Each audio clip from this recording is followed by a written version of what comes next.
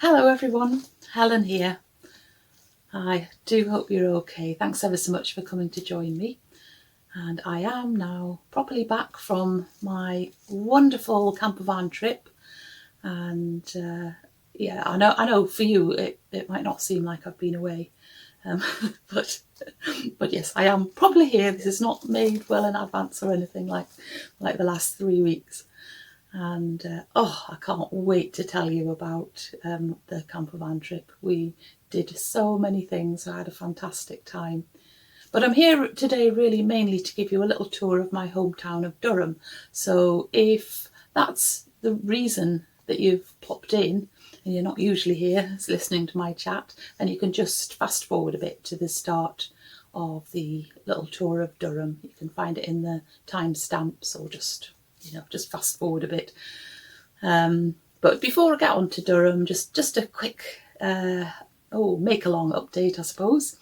I'm absolutely delighted at how many of you are joining in with the Mouse Make Along. And yeah, well, I've had lots and lots of photos sent to me already.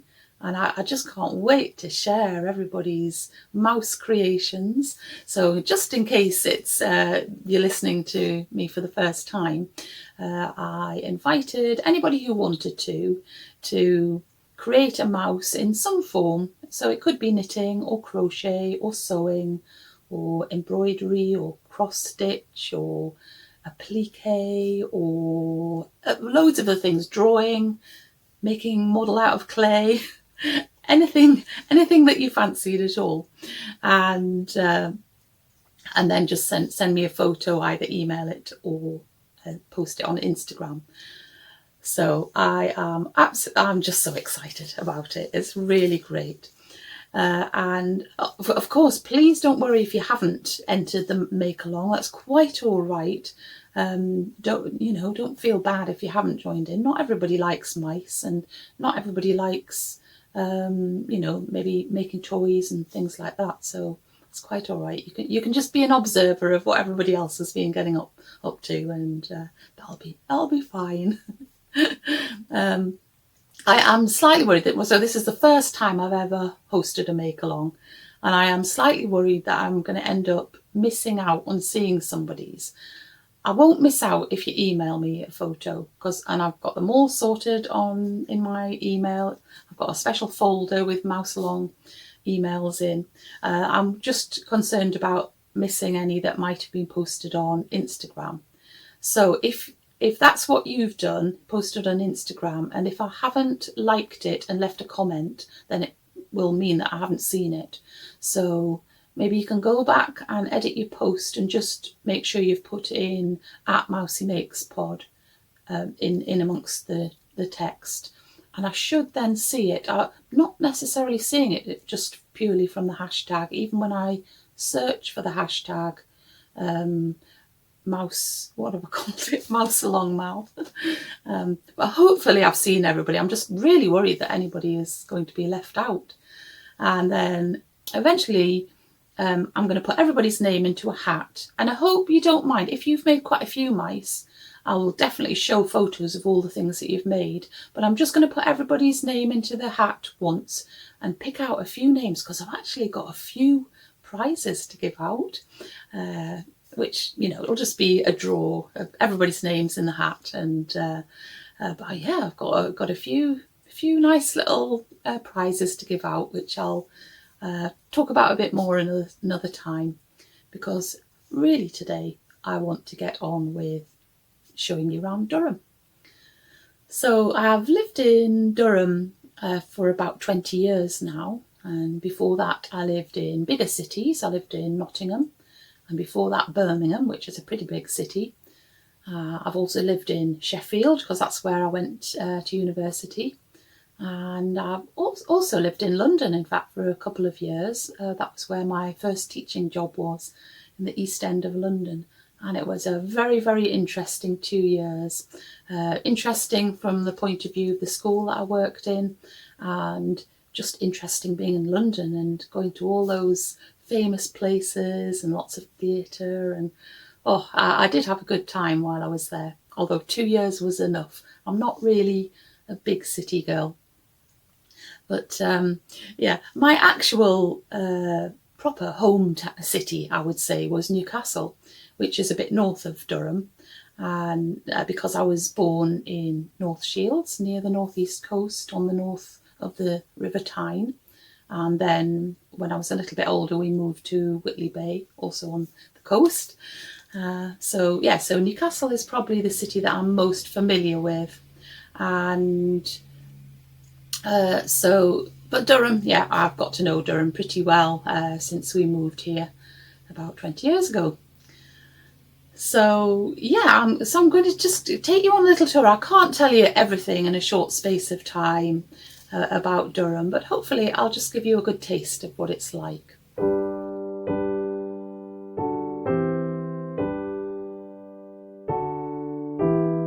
Durham is one of the smaller cities in the UK, with a population that's significantly boosted by the university students during term time. It's positioned on a hill rising above the curve of the River Wear, and this is how Durham got its name. The Dur comes from Dun, which means hill in Old English, and the Ham is from the Norse word home, meaning island, so Hill Island. The extreme curve in the river at this point does make the city feel as though it's on a little island. Not surprisingly, there are several bridges over the River Wear in Durham. The one I use most is Frammelgate Bridge, and that's Durham's oldest bridge, and it's the main walking route into the city centre if you arrive by bus or train. The first bridge here was built in 1127 by Bishop Flambard. When it was damaged by floods in the 15th century, it was rebuilt by Bishop Langley. In medieval times, the bridge was much narrower than it is today. It was widened in 1859, and it had a gatehouse. The second oldest bridge in Durham is called Elvet Bridge. The first crossing here was built by another bishop, Hugh Le Puiset, in the late 1100s. There was a chapel at each end, as well as gates, and when workers were needed to reconstruct the bridge after flooding in the 13th century, they were promised by the Archbishop of York that their sins would be forgiven if they came to work on the bridge. Prebends Bridge is in a very picturesque location, with views of the cathedral and the wooded riverbanks. When it was constructed in 1778, replacing an earlier footbridge, it was designed with beautiful views in mind. The bridge we see today replaced one that was washed away by floods in 1771. It was originally used as a private road by the Dean and Chapter of Durham Cathedral, and these days it's mainly used as a footbridge. The painter John Turner captured this scene in a painting in the 19th century, although he did use a bit of artistic license to show more of the cathedral that you can actually see, and also a bit of the castle. A much photographed part of the bridge, apart from the views, are these words written by Sir Walter Scott, who visited Durham from time to time in the early part of the 19th century. Grey towers of Durham, yet well I love thy mixed and massive piles, half church of God, half castle 'gainst the Scot, and long to roam these venerable aisles, with records stored of deeds long since forgot. Another literary connection with this bridge, though rather a tenuous one, concerns the author C.S. Lewis, who wrote the Narnia stories. He lived in Durham for a couple of years as a professor at the university, and there's an unconfirmed rumour that it was here that he got the idea for Narnia one snowy winter's night as he walked by one of the street lamps by Prebends Bridge. Of course, there are other places that claim to be the inspiration, and no one will ever know. The riverbanks are a wonderful place for a walk, thick with mature trees and many accessible paths and places to sit and enjoy the views. If you walk across Prebends Bridge and up towards a gateway, which was originally part of Durham Castle, you walk along an old street called South Bailey, where there are several university buildings, including St John's College. The university was officially established in 1832 by the Bishop of Durham, William van Mildert. You pass by the church of St Mary the Less, which is currently the chapel of St John's College, originally founded in 1140, though mostly rebuilt in 1847. Its unusual name, the Less, may have been given to distinguish it from the cathedral, which is also dedicated to St Mary. Eventually you arrive at a gateway into the square at the back of the cathedral called the College, where you'll find the homes of some of the people who work in the cathedral, such as the organist and master of the choristers. It's a lovely calm place to wander through, and in one corner of the square you'll find the chorister school, where the cathedral choristers are educated along with lots of other children. The school was founded over 600 years ago in 1416, and its two most famous past pupils are the former Prime Minister Tony Blair and actor and comedian Rowan Atkinson. An alternative way into the college at the back of the cathedral is to come up from the riverbanks and through the dark passage, which is only open between dawn and dusk. We'll return to the cathedral in a little while, but for now we'll continue heading along South Bailey, leading on to North Bailey and down into the market square. There are all sorts of things to look at in the square. There's an indoor market that's been there since 1852 and which contains all the usual things you'd expect in a market of this type. And there's also a weekly open-air market in the square every Saturday. There are 3 statues. The largest one is commonly called the horse statue, and it's a place that people often arrange to meet at. It's actually a statue of the 3rd Marquis of Londonderry, who lived from 1778 to 1854. He was a coal mine owner, and he became well known after building the harbour at Seaham in 1828. A second statue is of the Roman god Neptune, given to the city of Durham in 1729 to symbolise the work that was being done at the time to improve the navigation of the River Wear to make an easier link to the sea. And the third statue commemorates the Durham Light Infantry, a regiment of foot soldiers formed over 150 years ago and who played a very important role in conflicts over the years, especially the First and Second World Wars. In more recent years, when improvements were being made to the Market Square, a timeline of the history of Durham was incorporated into the paving, with pictures and dates of significant events. A very handy outline to introduce you to Durham's history. The Town Hall and Guildhall in the Market Square look medieval in style, but they were actually built in Victorian times. And next to the entrance to the Market Hall is the Market Tavern, where the Durham Miners' Union was formed in 1869. The streets going off the Market Square are still rather narrow and remind us of the former medieval city.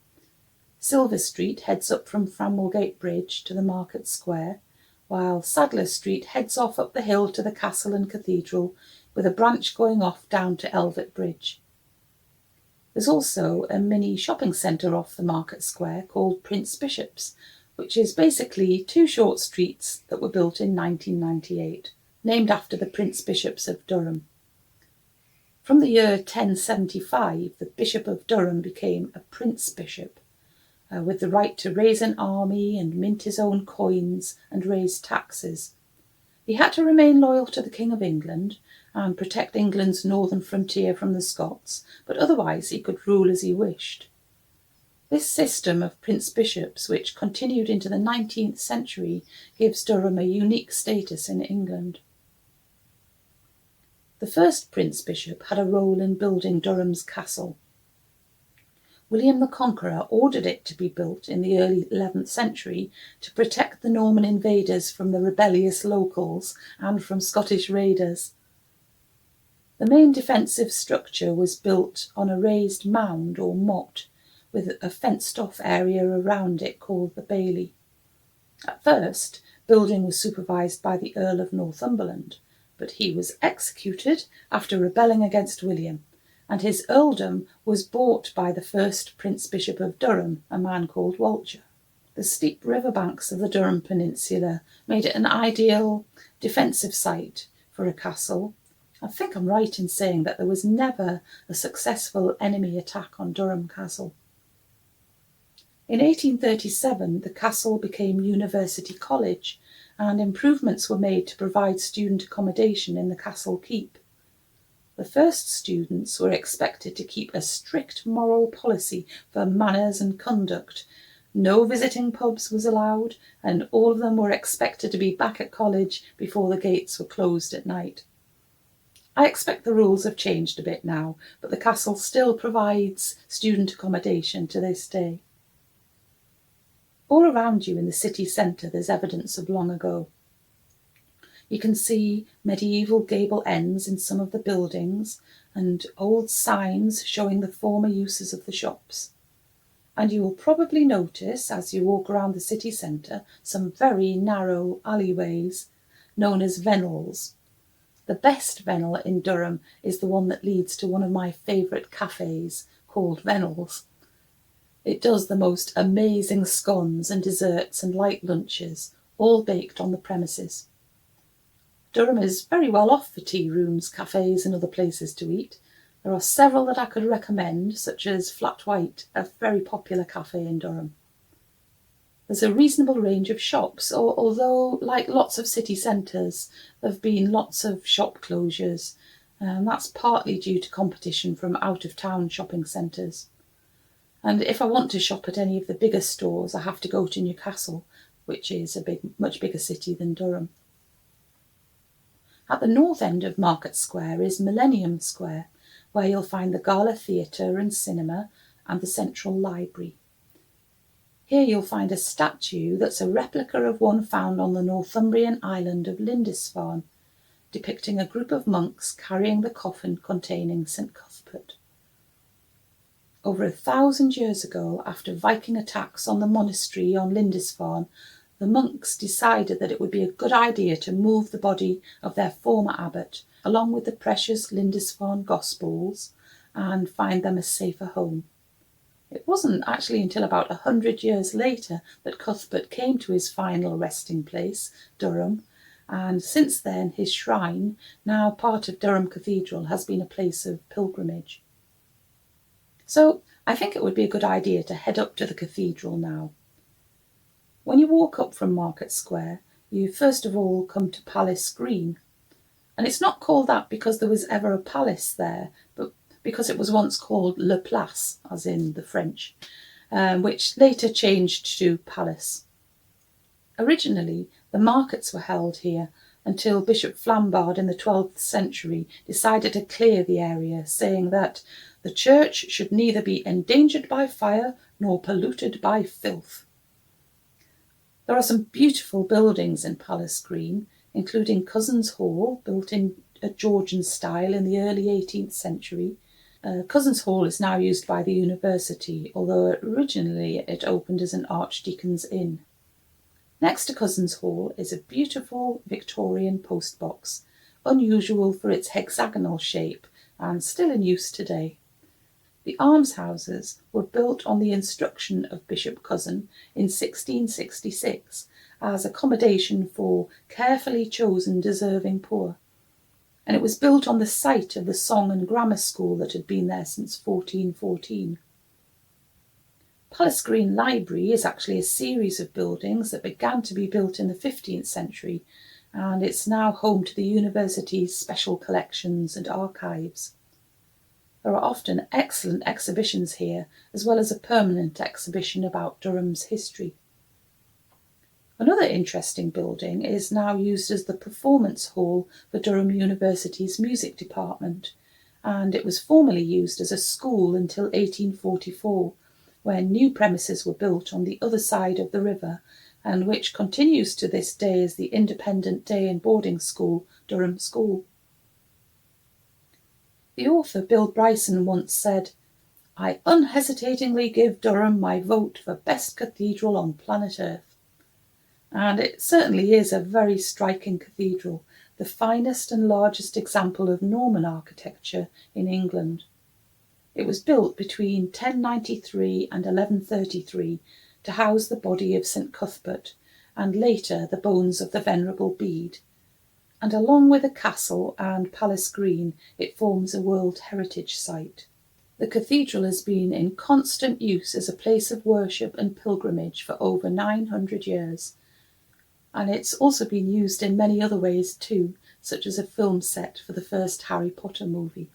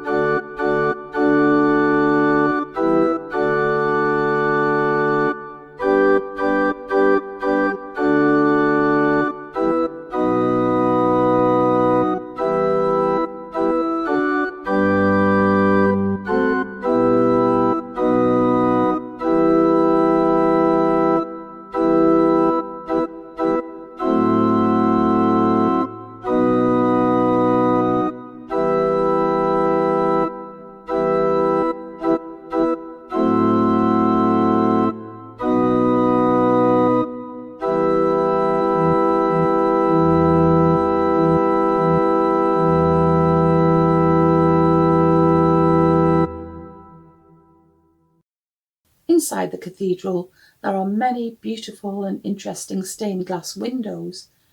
The huge rose window at the east end of the cathedral contains glass that dates from the late 19th century, though originally it was glazed in the 15th century. It shows Christ surrounded by the apostles, and in surrounding windows, some of Durham's key bishops can be seen. During the English Civil War in the 17th century, the cathedral's windows were smashed on the orders of Oliver Cromwell. But some of my favourite windows are those that are made up of the fragments of 14th century glass that remained. You can see all sorts of parts of people and flowers and other things, and it's a great example of reusing materials that could have easily been assigned to a rubbish heap.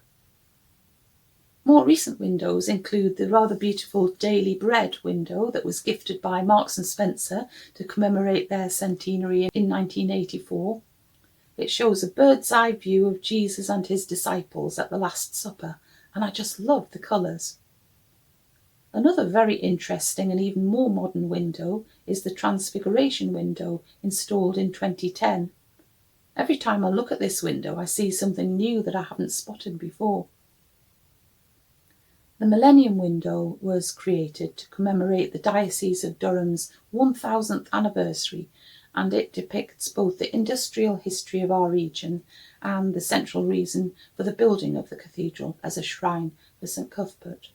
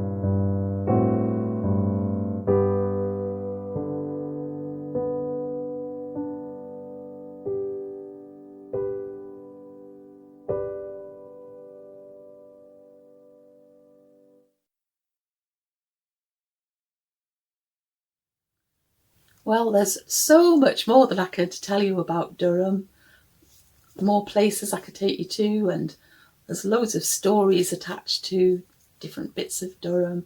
And I haven't even mentioned the story of the dun cow, which is one of the most well-known ones. I'll have to save that for another time, I think. But if you do ever get the chance to visit Durham, it's well worth coming for a visit for a day or so. And if not, well, I hope you've just enjoyed my little tour, showing you some of the highlights. And maybe another time I'll do a video of a few more things that I've missed out on this podcast. So I think I'm going to leave it there for this week. I will be back with you very soon, and take good care of yourself. Keep nice and busy, and I will be back ever so soon to see you. Okay then, bye.